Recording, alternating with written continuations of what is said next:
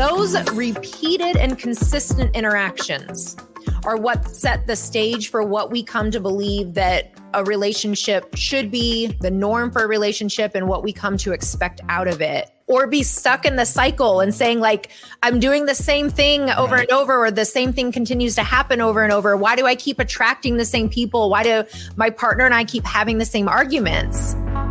Find and learn from people who lived it wherever you get podcasts. Search it using all one word. Learn from people who lived it. Welcome to another episode of Learn from People Who Lived It. Welcome back. It's week 2 of Intimacy Month here on Learn from People Who Lived It. I'm Matthew. Hello to Dr. Elizabeth Fedrick. How are you? Hello, Matthew. I am good. I am just thrilled about our week 1 and then excited to get into this next portion of it. Yeah, me too. So we are going to do a quick little recap very quickly of just about, we're going to do a quick recap very quickly. You like that? And then what we're going to do is we were going to talk about like fears, how we lose it, common struggles, and trauma today. But after we recorded episode number 1, we both kind of decided that working on relational programming and understanding that, your triggers, how things work with you, how they work with others, there'll probably be a lot more benefit to doing that here in week 2, right? Yes, absolutely. Okay. That awareness is key, and I think it will help everyone to stay on track. They understand what it is, and now let's get awareness around your personal experience of it.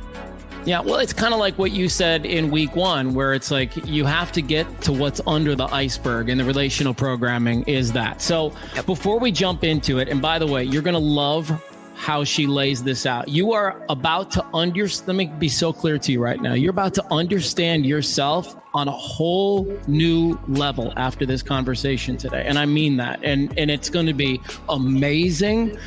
You're going to find a closeness with yourself that you didn't know you could have, because for some of you, today is the day where you're going to really start to understand yourself. That's the power of relational programming, as I understand it from the way that you break it down. So before we get into that, the 5 types of intimacy, as mentioned last week, you recall what they were? Yeah, I think I can pull that up for you. So we have emotional, which is our vulnerability, our empathy, trust, and respect. We have physical. This ranges anywhere from nurturing touch to sexual touch. We have intellectual, deep conversations, mental stimulation. It can be curiosity, creativity. Experiential, this is new adventures, experiences, whether it's routines or something novel. And then we have spiritual, and that is our meditation, praying, worshiping, higher power, really the connection of our inner worlds. So those are the 5 main types, as I call them, the 5 main types. Yeah, wonderful. Well, today, relational programming, getting clear on your triggers. Some of the things we're going to talk about are, understanding yourself, working on things with others, serving up tools, check-ins, erotic recovery, communication, being seen, being heard, being understood. So a lot to get into today. Where would you like to start? Let's start with what relational programming is, so that people can really, if you're driving in a car, then probably you're not taking notes, but maybe it's worth it just to even listen to this portion again when you have the opportunity later, so that you can, because this part of it, you can really do it as a timeline activity, which will give you greater insights into your programming.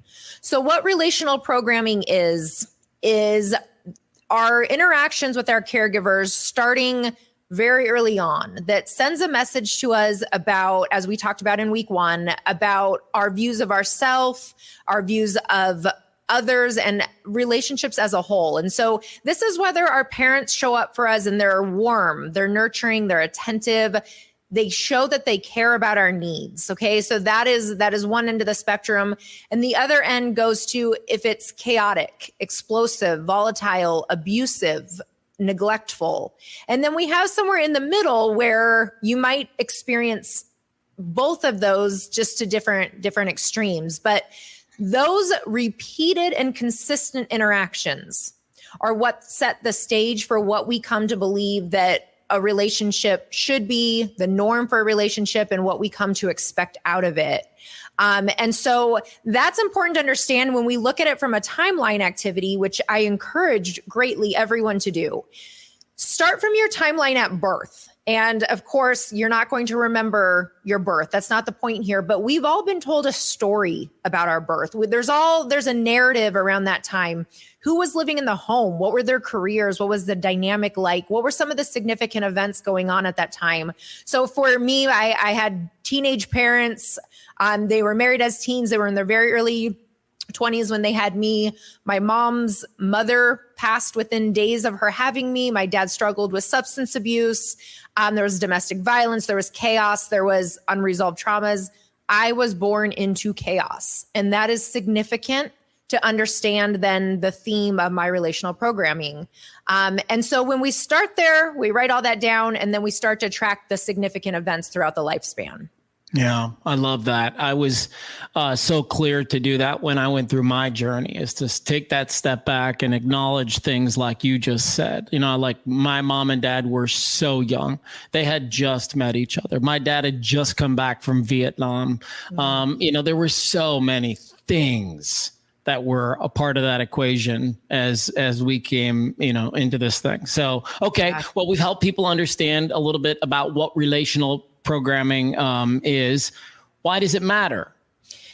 Great question. And to really understand your programming, we're going to track, when I talk about the themes, that is when there were multiple instances maybe of somebody leaving, or of you being rejected, or of you having to perform for attention.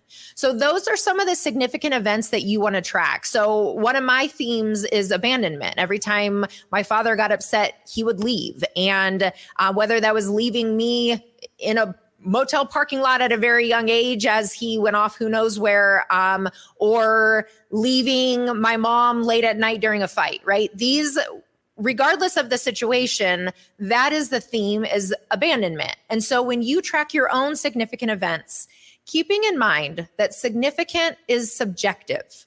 So I really like to encourage people to be aware that an event that you might brush off, you might dismiss, you might minimize, really could have a significant impact on you. And we don't want to minimize that. A lot of people will talk about, my childhood was great. Like, I was loved. There was no problems. Wonderful. I'm not here to take that away from you. Also, you were raised by imperfect humans. So really sit down, really get clear on these themes, even if they were more covert. And that matters because that is then what we're drawn to in adulthood. And that's what matters. We are drawn to what is familiar. And if our brains have been programmed to believe that relationships operate in a certain way, when we become teens and then adults and start forming these romantic relationships, that is going to be the attraction and the draw because it's what we know. That is the kicker. Yeah. And people are going, okay, well, what's wrong with that? Well, here's the thing. If you had an operating system set up in trauma, or it's probably not an amazing operating system. And you're bringing that operating system to every single thing in your life that looks, tastes, touch, sounds, feels like it. And that's the problem. It's a faulty system. And what's important to note, at least in my journey, was give yourself some grace here. Like, that system served you for a while, and that system kept you alive to a degree. But those things aren't typically happening to us any longer. And so it's time to break free of the operating systems that were attached to them. At least that's how I felt about it. And that's how I had it explained to me in my journey. But if you want to expand on that, please be my guest. And absolutely, let's expand on that, because this comes into our intimacy. So the characteristics, the traits, the behaviors that we develop in childhood to survive our environments. And again, if you're listening and you're thinking, my childhood really wasn't that bad, this is not applicable. I hear you, but also because we all experience some level of trauma and some covert messages that we all receive that are not ideal. There are still going to be some messages you carry with you into adulthood. And so we have to understand that whether it was on one end of the spectrum or the other or somewhere in the middle, we did learn how to survive our environments. Humans are designed for adaptation. We have to learn how to survive. And so these traits that we developed for survival, whether it was to withdraw or to isolate when there was conflict, whether it was to fawn and people please, to be a perfectionist, to get attention, to get acceptance, that is what we learned kept us safe. And so we carry those behaviors with us into adulthood. And what was once adaptive becomes maladaptive in our romantic relationships. And so while it was once effective to withdraw, to isolate, that is now preventing you from really having the intimacy that we all desire, even if we realize it or not. We do desire that connection. And so those traits that once kept us safe are now actually preventing us from getting the very thing that we desire.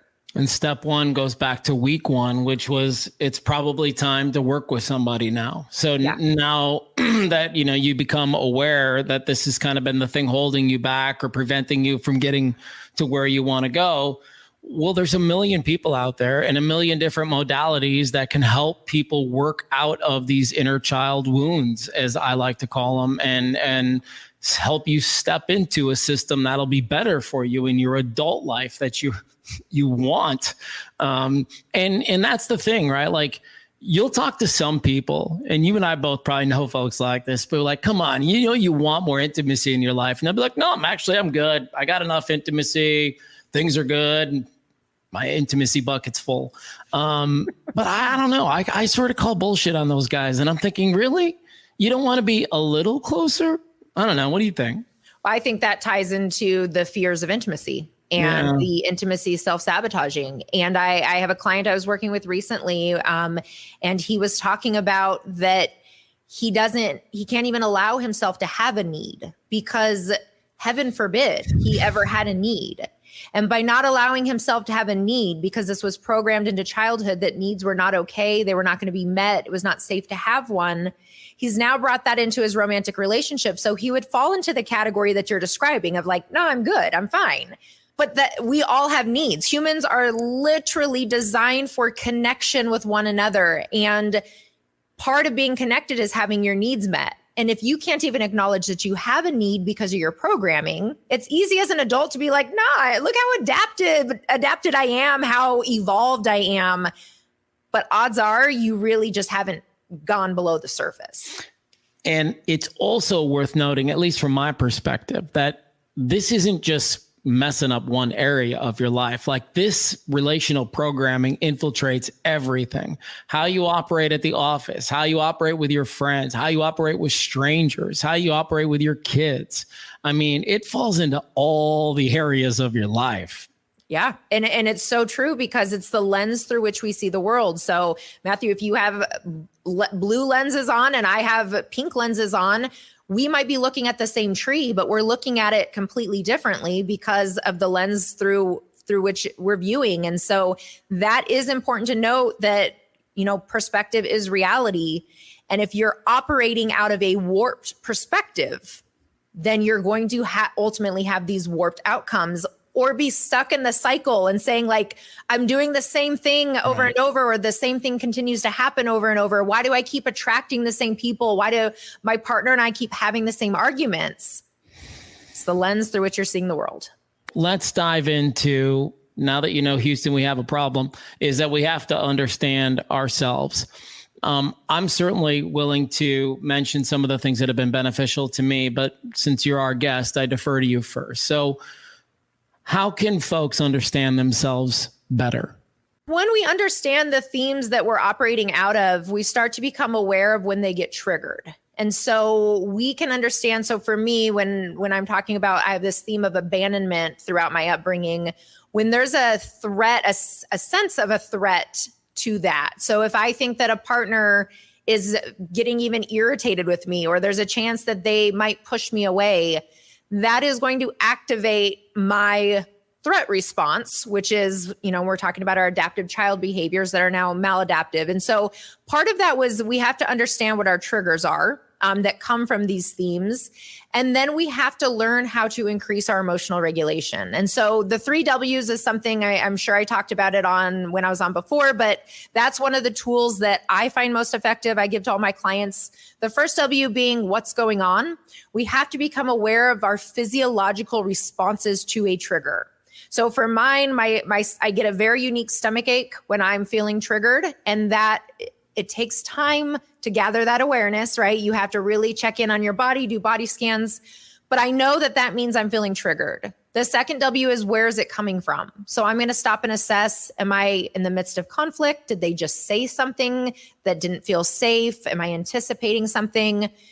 And then the third W is, what do I need? And this is, how do I regulate so that I can interact as a grown-ass adult and not out of my inner child, which is not always the most mature. And I tend to end up there even as a therapist. So the what do I need helps us to regulate so we can come from a mature place. Oh, you're great. You're great. I love it. That's so perfect. Yeah. I'll add to that and say, for me, meditation was probably one of the things that saved my life. And it was not easy. I should make that declaration, because it's so easy as a guy who's been practicing for 12 years to say, yeah, go sit in the room and close your eyes for 20 minutes. You'll be, and meditate. And is so hard. I mean, when I started meditating, it was like 2 minutes at a time. And then it was like, let me try to do it for 5 minutes. Right. And then it was 10. And then eventually I found a practice called TM, Transcendental Meditation, where you meditate for 20 minutes a day, twice a day. And so that's typically what my aim is now. But there's something really super cool that happens when you meditate. And when you get good at it, when you start to really get good at the practice, which can, for me, it took about 3 to 4 months before I started to have those really aha moments where the best way I can describe it is I felt like I had stepped out of myself and I was like watching myself meditate. And it was this fascinating look on my life.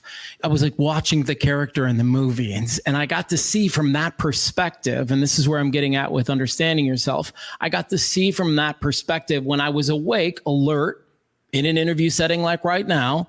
I still have that ability to step outside myself and watch myself in this moment. And I can see how I'm doing. I can kind of check in on myself, and I can, like you just said, right, with what's going on, where's that coming from? Like there's a lot of synergy in your list and what I'm saying right now. Yeah. So meditation was a huge, huge piece of the puzzle for me. And I confidently can say that it would be beneficial for anybody who's alive, because as long as you are alive, you have your breath, which is all you need to meditate.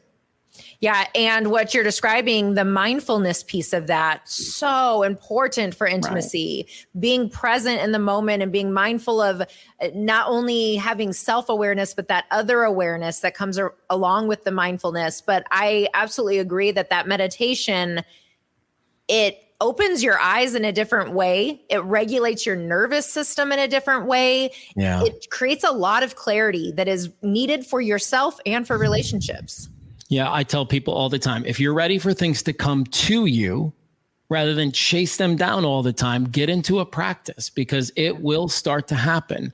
You will find yourself at a point where you eventually can put your hand on your heart and say, what do I need? Like you're number 3. What do I need? What do I need? And literally the answer will show up. It'll just, it'll show up in your head. And then as long as you honor that, you're going to be just fine.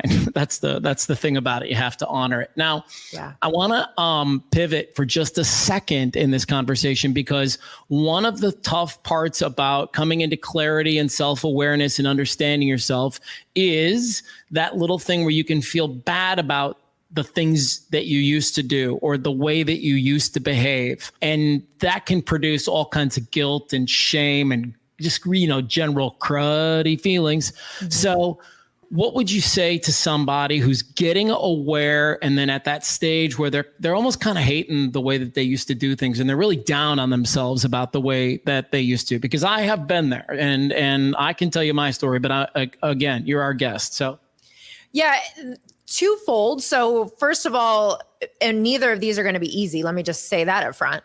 But the first one being it's learning to give yourself grace and compassion and understanding where those other parts were coming from.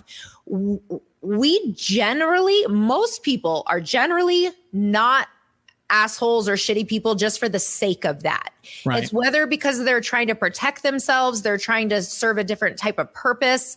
And so when you reflect back on some of these behaviors you're less proud of, and we all have that, we have to really try to understand where it was coming from and what purpose it was serving. And it's not to justify, it's not to excuse, it's in order to have grace and compassion for those parts of us. And so that's one piece of it. And then at the same time, and again, so hard.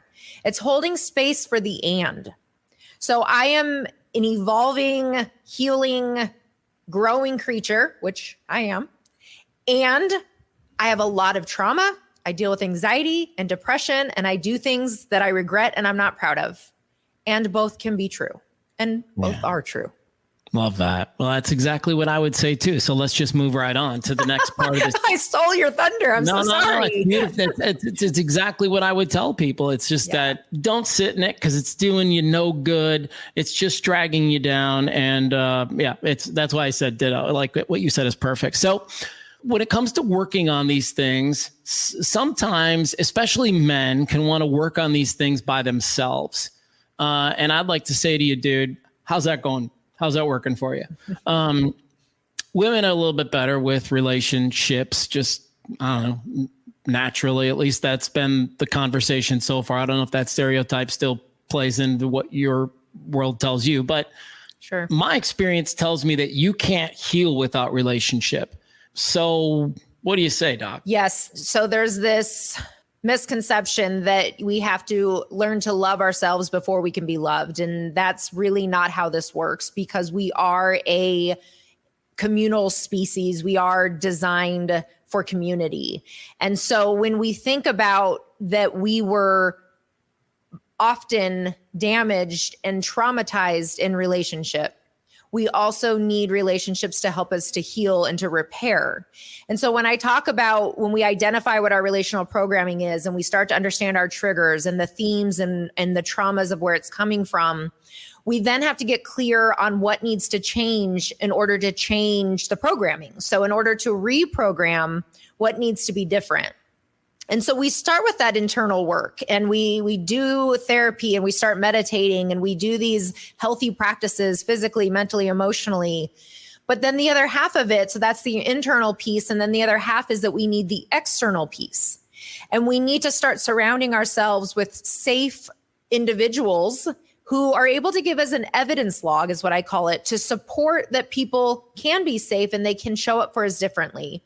So when I say to find safe people, though, let's dig a little bit deeper into that, because sometimes the people we have in our lives are not safe, and we do need to start to replace them. And that's something that about a year and a half ago, 2 years ago, I really recognized, and I started to do that process for myself. But then there are other times when we actually do have a lot of safe people in our life, because again, humans are imperfect. We're all going to mess up. But if our lens through which we're seeing the world has us really honing in on when somebody messes up or when they might mess up, that is what we hyper focus on, because we're afraid of it happening. So we stay hyper vigilant to that. So our partners really could be very consistently meeting our needs in a lot of ways, and we might not even recognize it because that's not what we're paying attention to. So when I say find safe people, sometimes it's literally all new people, but sometimes it's just stopping to really start to be more aware of the ways that people are already showing up for you. Yeah. And I want to encourage, I want to double down on what she just said. And that's to say, like, follow your guts and look at your intuition. And there's people in your life that when you're around them, you feel like you could tell them anything. And those are the kind of people that I want to encourage you to start to be around a little bit more, so that you can just continue to get better at speaking your truth, because you will not do it around people that you feel like you need to lie around or be a certain person around, you know? And so I had this just come through me, so I feel like I need to say it, but I'm in the midst of, and I'm almost at the tail end of reading this book called Sacred Contracts. And it's a fascinating concept, and I'll probably do an awful job of explaining it, but I'm going to try anyways. The gist of it is, and let me go deep on everybody. The gist of it is that before we even come here, before we even get here, we make contracts with people. We make contracts with the universe to do this, to be this, to have this, to whatever. But we all are sent here with people. We're all sent here with people that we've made sacred contracts with, and they're going to be a part of our life one way or the other, right? And the reason I'm bringing this up is, trust me, that there are people whose sacred contract it is to help you get through whatever you're struggling with. There are people that you have made contracts with before you even arrived that are here to help you through situations. And that's why I get so adamant about you need relationship to heal. There's somebody. It's not always going to be your wife. It's not even going to be your best friend. Sometimes it's going to be a pastor. Sometimes it's going to be some spiritual healer in the middle of the Sedona desert. Like, it could look very different, but get open to that. Pay attention to your guts. Follow your intuition. Look for those safe people, and then start to use them to help you work on all of this. If you feel good about that, can I get an amen? Amen. I feel really good about that. And I completely agree. When we open ourselves up to more opportunities to be exposed to people. And I talk about that a lot when I do, relationship work, or even with individuals who are dating.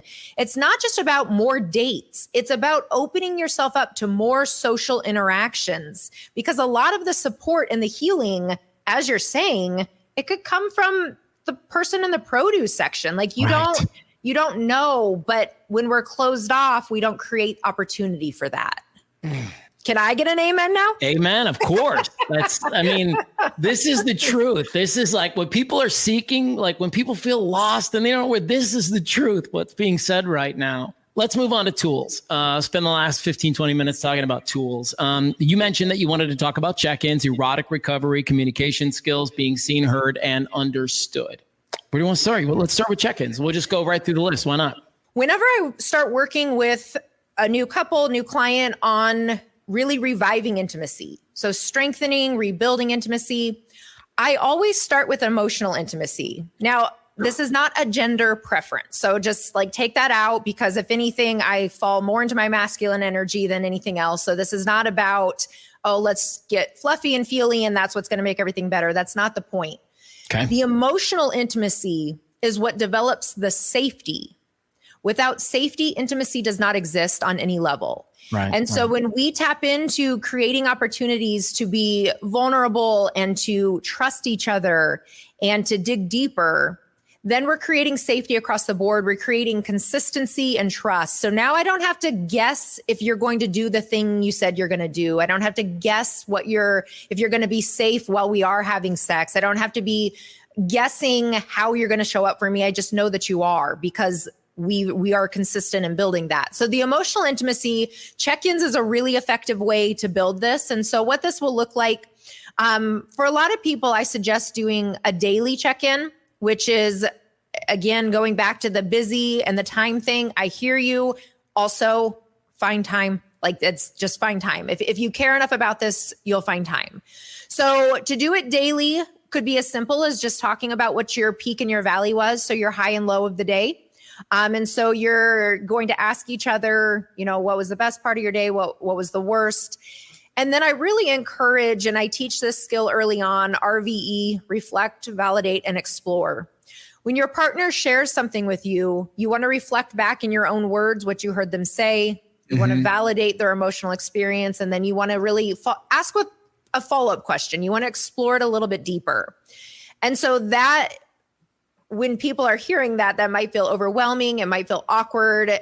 Yeah, it will be at first, but the more you do it, the more it becomes just really,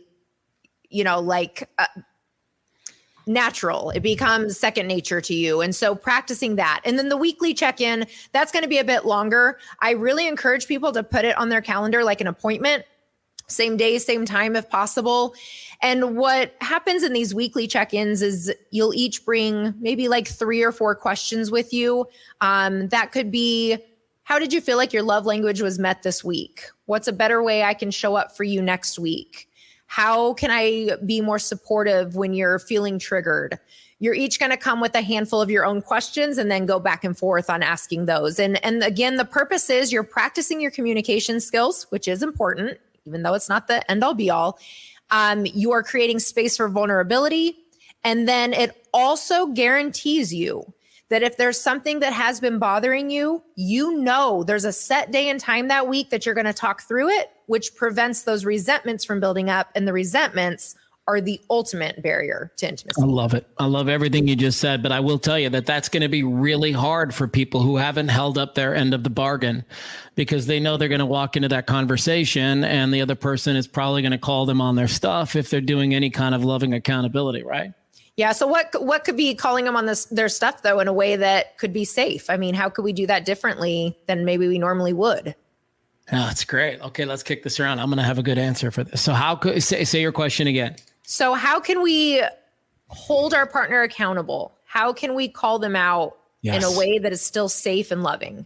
Yes. So it's really my approach to hard conversations, which is to be honest first and say what needs to be said, which is, we have been talking about doing this, and I don't feel like you did your part. And I know that we're still working on this. And so I'm not upset, but I'm letting you know that I noticed, and I want us to work harder. What can I do to be beneficial? How could I close those gaps for you? Are there times where I could ask you questions or leave you alone or smother you, or I don't know, it's just about kind of finding out. So for me, I guess the approach would be to be, number one, to be in a calm voice, down here and just speak from my heart. And then when I say, be honest, I also think like, it's okay to say I felt a little sad about that, and not like, you asshole, why aren't you doing this? Why aren't you holding up your end of the bargain? But more like, man, it disappointed me this week. Like, I thought we were on this journey together and I felt a little let down this week. I don't know. Yeah. What does the doc say? The doc would say what you just said. That was beautiful. Yeah. That's beautiful. So talking about our feelings around it, using I statements. I love that you said that. I felt disappointed this week. And I love that you talked about, we explored this, we came to an agreement together, and I feel disappointed that it didn't happen this week. And then what I really loved that you did was then you asked, how can I help you with that? How can I show up for you so that we can make this happen? That is one of the most profound things that we can do when we're calling someone out, so to speak, when we're holding somebody accountable in a loving way, is what support do you need from me in order to make this happen? Because now you're back in it as a team, and it's not about an attack. We are an alliance in this. It's a powerful thing. So well done. Sure. Gold star. Thank you very much. I got a good teacher on the other end here. So erotic recovery, you mentioned that next. And then there's communication skills, being seen, heard, and understood. So erotic recovery to you means what?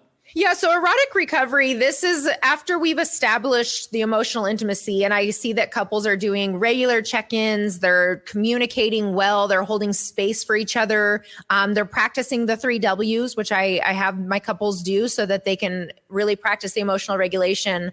We're going to start bringing back some of that physical intimacy. And I think that the most effective way to do that is never just jumping fully back into, and especially because I work with a lot of people who haven't had sex in weeks, months, years. And so we have to figure out, how do we lay that foundation in a safe way? How can we start building back up that chemistry, that playful tension?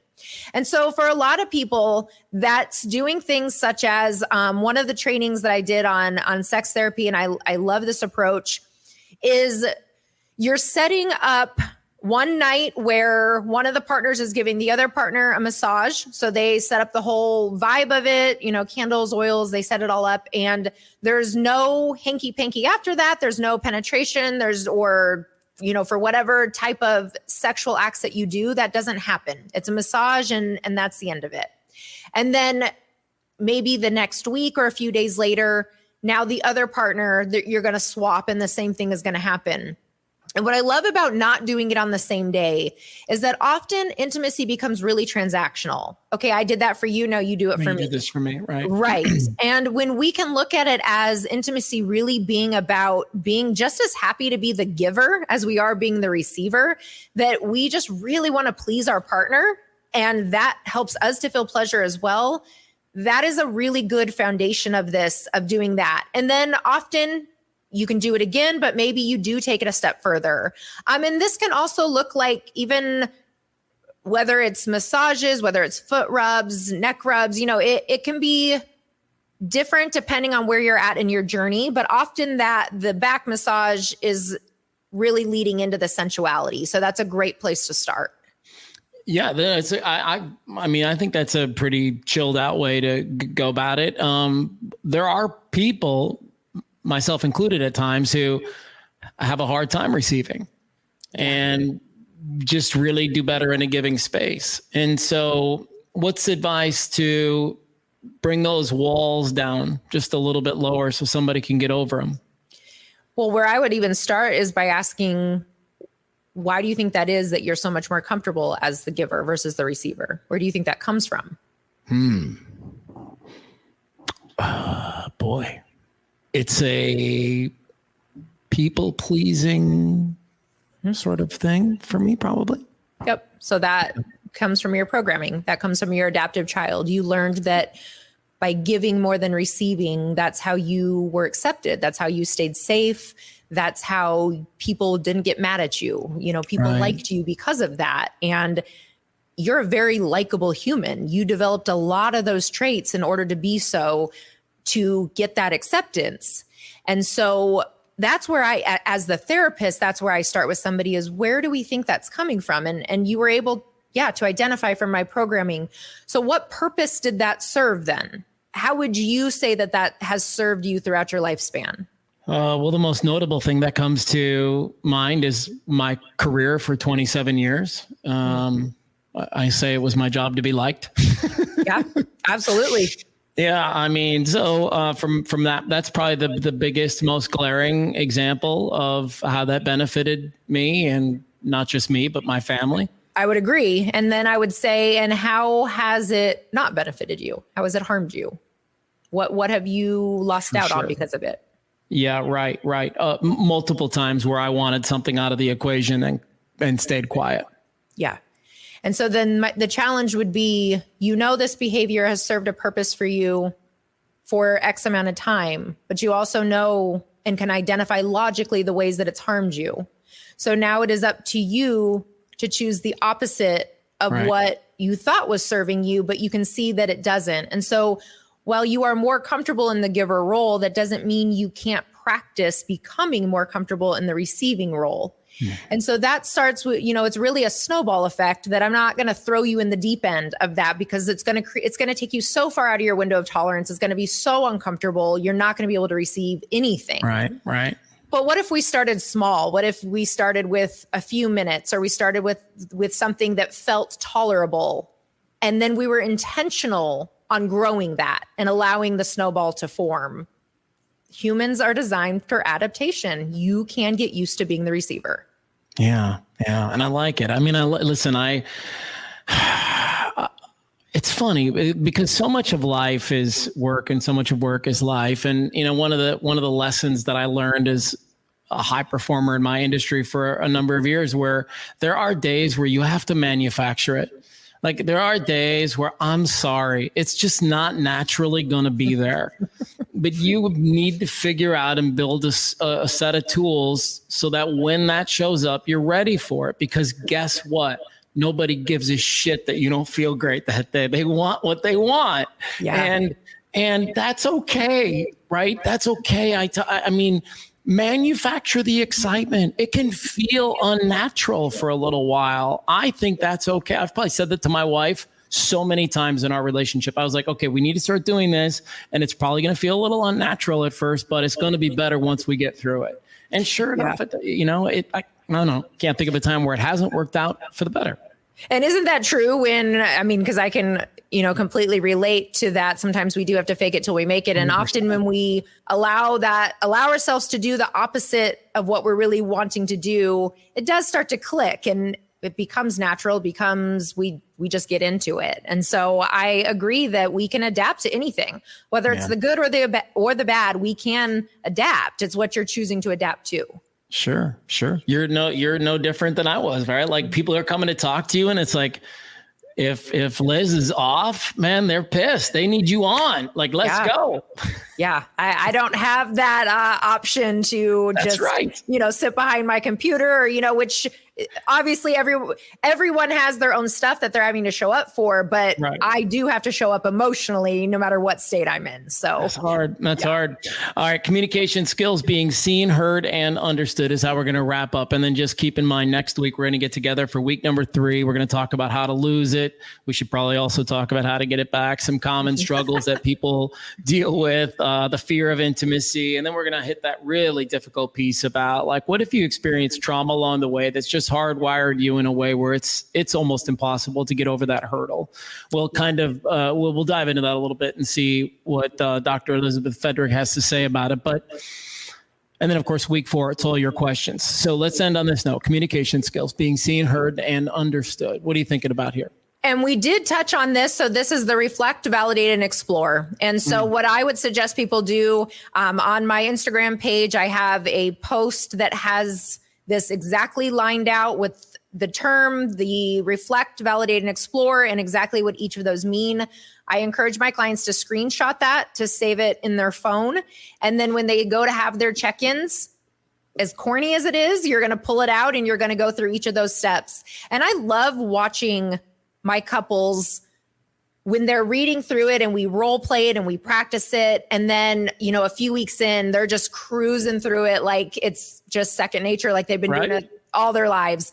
And that is what happens, if you commit to doing it. And I also tell people, laugh about it and be silly, make fun of each other, make fun of yourself. Like it doesn't have to be perfect. Just practice it. Yeah. That's if there's any message from today, it's that. It's like it probably won't be perfect the first time. No. But please, whether it's meditation or check-ins or whatever, like just get after it and start practicing it. And eventually that muscle will get where you want it to be. Yeah. Set alarms and reminders, put it on your calendar. We are controlled by our calendars, by our schedules. I set alarms for anything that is like that. If it's my partner I want to check in with and I know I'm going to get deep into work in the evening, I'm going to set an alarm so it interrupts me out of that and I can make sure to take time for intimacy, because it's not just going to naturally happen. We have to be intentional with it. Yeah. Good stuff. All right.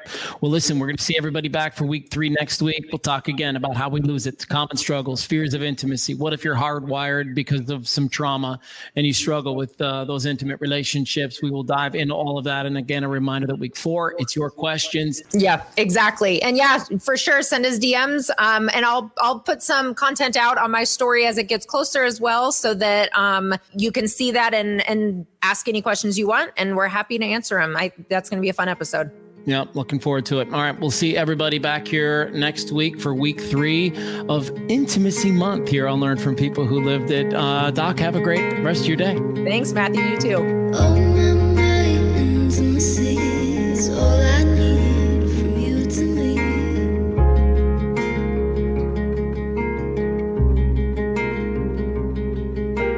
Oh, my intimacy is all I need from you to me.